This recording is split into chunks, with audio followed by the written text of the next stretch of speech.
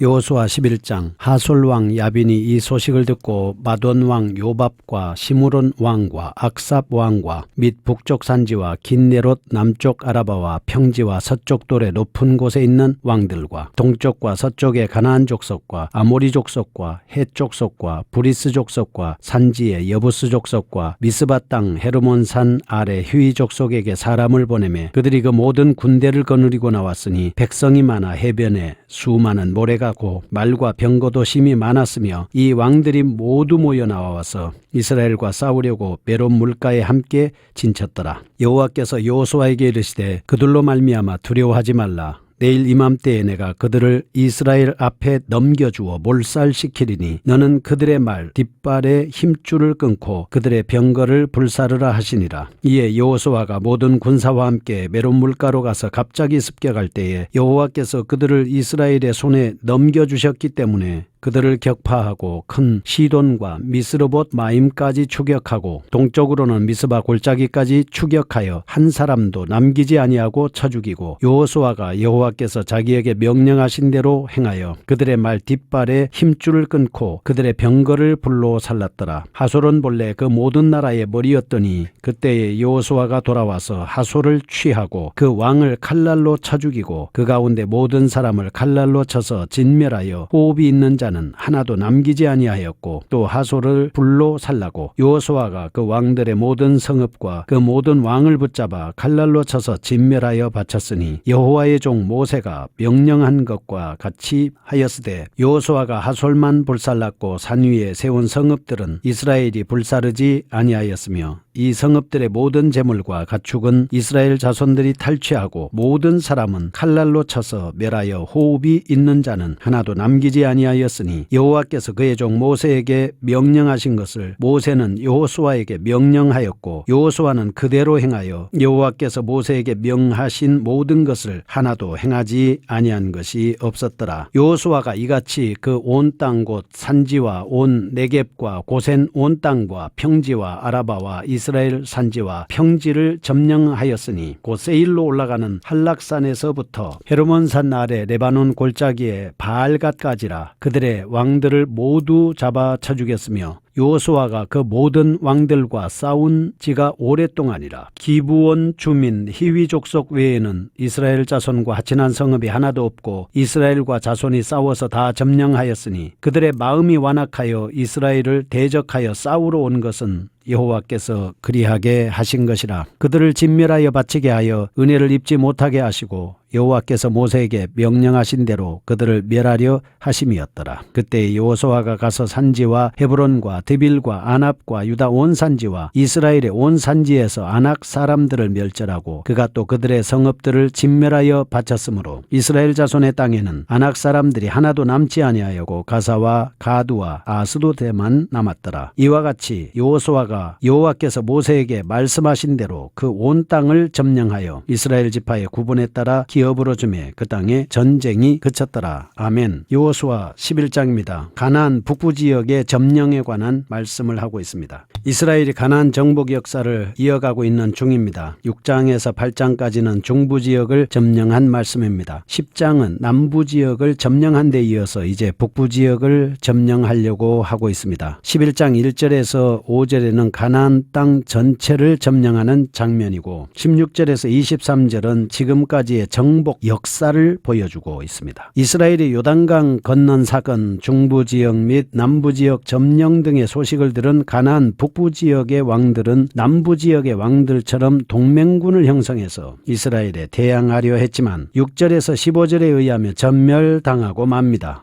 그리하여 이제 이스라엘은 명실상부한 가나안의 새 주인으로 등극하게 됩니다. 11장에서 우리가 관심을 가져야 하는 이유는 북부 지역의 점령 과정에서 남부 지역과 중부 지역의 정복 과정에서와 마찬가지로 하나님께서 도와주심으로 정복하게 됐다라고 하는 것을 강조하고 있습니다. 하나님께서는 노획한 말들의 뒷발에 힘줄을 끊고 불로 병거를 사르도록 명령했습니다. 이스라엘 백성들은 이러한 명령을 실행하였음을 볼 수가 있고, 이 전쟁에서 이스라엘은 무기나 군대의 힘을 의지하지 않고 하나님의 능력만을 의지하였음을 보여주고 있습니다. 16절에서 23절 말씀해 보면 가나안 중부 지역의 점령입니다. 남부, 북부 등 가나안 전체 정복에 관하여 말씀하고 있습니다. 이스라엘이 약 45년 전 처음 가나안 정탐꾼을 파송했을 때 그들에게 두려움을 주어 가나안 침공을 포기하도록 한 아낙 자손, 이제까지 전멸되지 않았는데 이제 드디어 전멸됐습니다. 명실공히 그들을 대적할 자가 아무도 없게 되었다라고 하는 사실입니다. 이처럼 열망하던 가나안 정복 마침내 실현됐습니다. 이제 그 땅의 새로운 주인으로서 이스라엘이 지파대로 땅을 분배하는 것, 그것만 남아 있는 것입니다. 1절에서 5절 북부 지역 왕들의 동맹하는 모습을 보겠습니다. 이스라엘이 가나안 남부 지역을 점령했다는 소식이 북부 지역에 들려졌습니다. 북부 지역에 살고 있던 이들은 하솔 왕 야빈이 10장 3절에서 5절처럼 동맹을 결성하는 장면이 나옵니다. 하솔은 북부 지역의 주도적인 세력을 가진 도시였습니다. 그래서 자동적으로 동맹의 주도자가 된 것이죠. 남부 지역이 동맹군들보다 더욱 강력한 군대를 결성함으로써 이스라엘에 보다 효과적인 대항을 하기로 한 것이죠. 이렇게 해서 가나안 왕 야빈이 모집한 왕들은 가나안 북부 지역의 모든 지역을 총괄하고 있는 하솔을 위시해서 하솔 위에 있는 북방 산지 긴네롯 바다의 남쪽에 있는 평지 저지대, 서쪽에 있는 돌지역 마돈, 시브론, 악십 등이었습니다. 그래서 3절에서 5절 말씀을 보겠습니다. 동쪽과 서쪽에 가나안 족속과 아모리 족속과 헷 족속과 브리스 족속과 산지의 여부스 족속과 미스바 땅 헤르몬산 아래 히위 족속에게 사람을 보냈습니다. 그들이 그 모든 군대를 거느리고 왔습니다. 백성이 많아서 해변에 수많은 모래가 고 말과 병거도 심이 많았습니다. 이 왕들이 모두 모여 나와서 이스라엘과 싸우려고 메론 물가에 함께 진을 쳤습니다. 야빈이 이스라엘과 대항하기 위해서 동맹을 결성한 것은 남방의 동맹도 그랬지만 여호수아로 하여금 가나안 정복 전쟁을 수행하는 데 굉장히 도움을 주었습니다. 각각의 도시를 따로따로 정복했다면 많은 시간이 소요됐을 것입니다. 그런데 이 가나안 북부 족속을 한꺼번에 점령을 할 수 있게 됐지 않습니까? 그래서 여호수아는 한층 가나안 정복을 앞당길 수가 있었습니다. 이렇게 여호수아의 가나안 정복 전쟁을